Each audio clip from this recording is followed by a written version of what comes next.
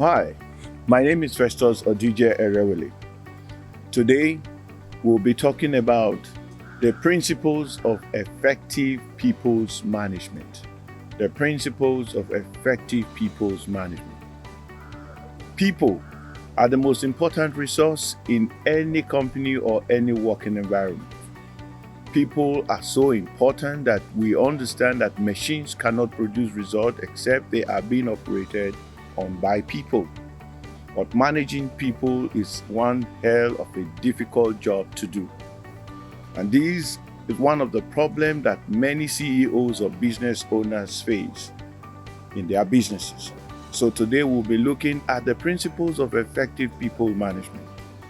I'd like to draw a story of what happened during the EPL 2020-21 season. Now, I'm a Chelsea fan and I've been with this club for the past 15 years. Something very, very important happened. In the 2020-21 season, Frank Lampard had to be removed because having spent so much money in acquiring the best hands and the best legs in the industry, nothing was changing. The team continued to dwindle in forms and performance until the management decided to change the head of the team. And so Thomas Tuchel came in. And when Thomas Tuchel came in, he started doing some magical work that saw Chelsea not only winning the Champions League, but appearing virtually in all the cup finals, even till date. That showed something, that it wasn't actually the players that were the problem. The problem had to do with the management style of the MD or the CEO of that team. And this is what happens in businesses. I did an article not too long ago that the issue is not always with the employee. What form of MD or CEO are you? How is your makeup or your character makeup like? And how does your character affect the outcome of people's performance in their workplace? So today we'll be looking at different principles, and I'm sure some of these principles were the things that Thomas Tuchel had adopted in the management of his team. One thing is necessary that we understand here, that the objectives of the company, the overall objective of the company must be known. But in doing that, you also need to know the individual objective. Now, what makes you a super MD or a CEO is knowing the ability to align the company's objectives with the individual objectives and yet producing the result that is almost impeccable. So some of these principles, not in the order of importance, I would like to share them with you. And number one of this principle is collaborative planning. Every time you have to make a goal or make a plan in the company, apply the democratic style. Let people be involved in the plans. Let them participate. Let them be truly involved in the things that will shape the destiny of the company, no matter how low their office or position is. The simple reason is when people start getting engaged or involved in the collaborative plan of a company, then that company becomes a company that is owned not just by you, but by every one of them. Number two is try as much as possible to be approachable. If you are an MD, CEO, and it's difficult to approach you or come to you and talk easily with you, then you have a problem.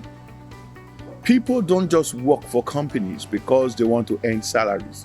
They work in companies because of the kind of relationship that is built in that company that affect their overall performance. When I was the regional manager in Diamond Bank before it became Access in Benin, I was the regional manager. And some of my staff would always come to confess to me and say, look, Festus, the reason why we are putting in our best is to make sure that nobody insults you during the monthly performance review. And that meant so much to me. The other principle that you must adopt is the principle of ensuring that you get out of the habit of procrastination, especially when poor performances are involved. You do not procrastinate as an MD or a CEO of a company.